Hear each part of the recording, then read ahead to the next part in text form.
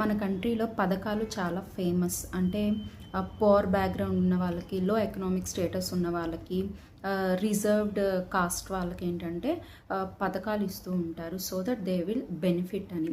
అయితే ఇప్పుడు ఒకవేళ కొన్ని కారణాల వల్లో, కొన్ని కండిషన్స్ వల్లో లేదా కొన్ని టర్మ్స్ మీట్ అవ్వలేదని ఆ పథకాలు పలానా రావాల్సిన వ్యక్తికి ఎలిజిబిలిటీ లేదని ఆగిపోయినప్పుడు, తర్వాత ఎవరో ఒక నాయకుడు వచ్చేసి ఆ వ్యక్తికి ఇదిగో నీకు పథకం వస్తుంది, నేను నీకు శాంక్షన్ చేస్తున్నాను, దాంతోపాటు డబల్ నీకు ఇంక నుంచి డబల్ పోర్షన్, డబల్ బెనిఫిట్స్ నీకు యాడ్ అవుతాయి, లేదా పూర్వం ఎప్పటి నుంచి అయితే రాలేదో అప్పటి నుంచి నేను నీకు రెస్టోర్ చేస్తున్నానని చెప్తే ఆ వ్యక్తి యొక్క ఆనందం ఎంత ఉంటుంది, ఎగిరి గంతేస్తారు కదా.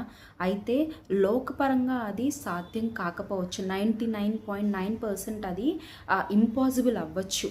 కానీ నిజంగా అది మన దేవునిలో యేసుక్రీస్తు ప్రభుల సాధ్యమని ఒక వ్యక్తి ద్వారా మనం తెలుసుకుంటాం. ఎవరు ఆ వ్యక్తి? హన్నా. ఆవిడేం చేసింది?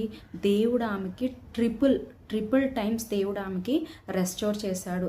ఆమె దేవుణ్ణి ఒక కుమారుని ఇవ్వమని అడిగింది, కానీ దేవుడు ఆమెకి 7 కుమారుల్ని కాదు, చిల్డ్రన్ 7 మెంబర్స్ని దేవుడు ఆమెకి అనుగ్రహించాడు. అంటే ఇంతవరకు ఎందుకు ఆగింది? మరి ఆవిడ గర్భం ఎందుకు మూసివేయబడింది అంటే ఒక్కటే, దేవుని హృదయంతో ఆమె హృదయం మమేకమవులాగున దేవునిలో ఆమె నిజంగా ఆమె పూర్ణ హృదయంతో ఆమె హృదయం అంతా కృమ్మరించి ఆయన సన్నిధిలో ఎప్పుడైతే విన్నవించుకుందో అప్పుడు దేవుడు ఆమె మొర ఆలకించాడు. మరి ఆమె తన నెక్స్ట్ వైఫ్ ఉంది కదా, ఎల్కానా వైఫ్.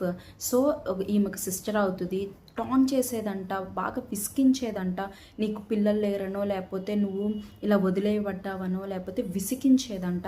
అయితే ఆమె ఆ విసుకుదలను బట్టి, ఆ టాంటింగ్ని బట్టి ఆమె చాలా బాధపడేదంట.